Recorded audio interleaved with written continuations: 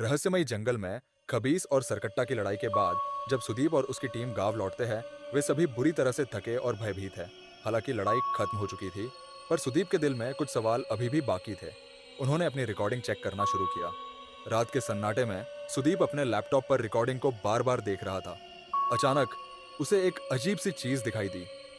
लड़ाई खत्म होने के बाद जब खबीस और सरकट्टा दोनों दिव्य प्रकाश में लुप्त हो रहे थे, तभी उस प्रकाश के पीछे कुछ और था। एक काली परछाई। वह आकार धीरे धीरे स्पष्ट होने लगा। सुदीप को एहसास हुआ कि वह परछाई किसी और की थी, शायद कुछ ऐसा जो अब तक छिपा हुआ था। क्या यह कोई और शक्ति थी जो इस लड़ाई से भी बड़ी थी? अगले दिन गांव में अजीब घटनाएं घटने लगीं। गांव के कुछ लोग अचानक बीमार पड़ गए।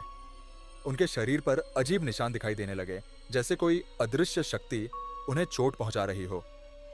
गांव के बुजुर्ग इस घटना को पुरानी बुरी आत्मा की वापसी कहने लगे। सुदीप को गांव के बुजुर्गों से एक और अनोखी बात पता चली। वह काली परछाई किसी प्राचीन आत्मा की थी, जिसका नाम कालासुर था। खबीस और सरकट्टा के युग से भी पहले कालासुर एक भयंकर और शक्तिशाली आत्मा थी, जिसे किसी ने रोक दिया था। लेकिन खबीस और सरकट्टा की लड़ाई के दौरान उसकी कैद ढीली हो गई थी।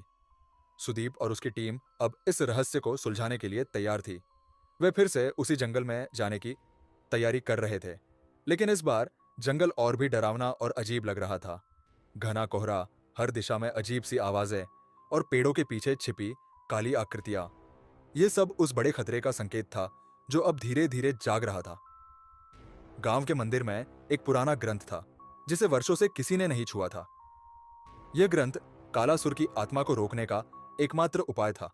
सुदीप ने उस ग्रंथ को खोजने का निश्चय किया, लेकिन उसके लिए उसे उस खंडहर मंदिर में वापस जाना होगा, जहां खबीस और सरकट्टा की लड़ाई हुई थी।